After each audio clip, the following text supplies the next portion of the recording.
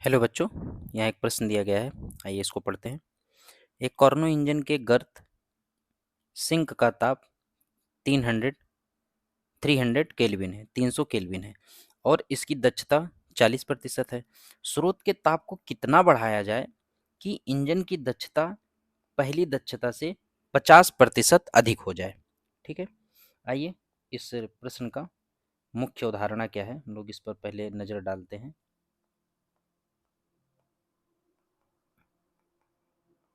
मुख्य उदाहरण यह है कि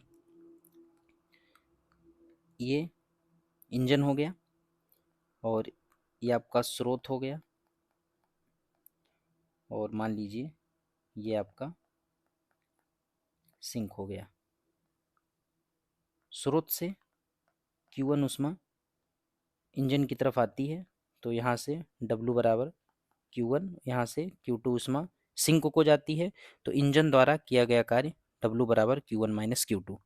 तो उष्मा स्रोत से इंजन से होकर के सिंक की तरफ इसलिए आती है क्योंकि स्रोत का तापमान T1 है और सिंक का T2 है, तो T1 का मान ज़्यादा होगा, T2 का मान कम होगा। ठीक है, अब इसमें हम लोग को ये समझना है कि इसका जो मुख्य सूत्र इसमें हम यूज करेंगे, ईटा ये दक्षता होती है, इंजन की दक्षता 1 माइनस T2 अपॉन T1, ये इंजन की दक्षता होती है। जहाँ T2 सिंक का तापमान है, T1 स्रोत का तापमान है, ईटा जो है ये दक्षता को बताता है, इंजन की दक्षता कितनी है। ठीक है, आइए प्रश्न में ये दिया गया है कि T2 जो तापमान आपको दिया गया है सिंक का, ये 300 केल्विन दिया है। ठीक है, यहाँ इसमें इन्होंने कितना दिया है, 300 केल्विन, और इसकी जो दक्षता की दी गई है ये दी गई है 40%। ठीक है, तो दक्षता बराबर 1 माइनस T2 बटा T1, ये जो है यहाँ से दक्षता 40% है, तो जब प्रतिशत हटाएंगे तो नीचे बटा 100 हो जाएगा, बराबर 1 माइनस एक माइनस T2 का मान आपका 300 है बटा T1, ये T1 है। यहाँ से जब हम लोग इसको थोड़ा हल करेंगे, 3/5 बराबर 300 बटा T1 हो जाएगा, और यहाँ से T1 का जो मान आ गया है ये आ गया है 500 केल्विन आ गया है। T1 का मान हम लोगों ने प्राप्त कर लिया। ठीक है, तो अब इस तरह से हम ये देख रहे हैं कि हमारे पास T1 का मान आ चुका है।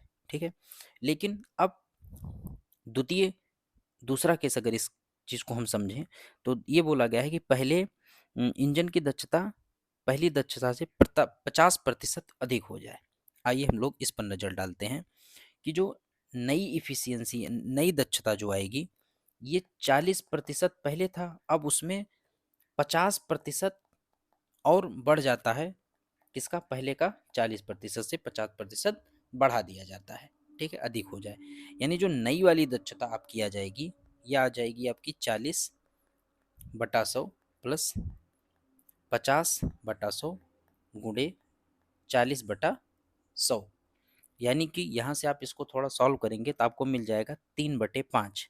यहाँ से दक्षता आपकी आ गई 3/5। ठीक है, यानी ये जो नया तापमान स्रोत का रहेगा, ये मान लीजिए पहले T1 था और उसमें आपने क्या कर दिया, y मान लीजिए बढ़ा दिया, y तापमान आपने बढ़ा दिया, तो जो नई दक्षता आ जाएगी ये 1 माइनस T2 बटा T1, यहाँ से नई दक्षता का मान n डैश 3/5 यहाँ से हम रख देंगे। अभी देखो हम लोगों ने यहाँ से प्राप्त किया है 3/5 बराबर 1 माइनस 300/500 प्लस आपका y हो जाएगा। ठीक है, T1 का मान आप यहाँ से प्राप्त करके T1 का मान पुट कर देंगे, रख देंगे, तो मान इतना आ जाएगा। अब यहाँ से जब हम लोग थोड़ा सा और इसको हल करेंगे, 300 बटा हो जाएगा आपका 500 प्लस y बराबर 2/5 हो जाएगा, और यहाँ से 2x बराबर, एक सेकेंड, 2y बराबर आपका आ जाएगा 500, और यहाँ से y का मान आपका आ जाएगा 250 केल्विन। ठीक है, 250 केल्विन। इस तरह से अगर देखा जाए तो विकल्प बी सत्य आपका बी सत्य है। ठीक है। अतः अतः विकल्प बी,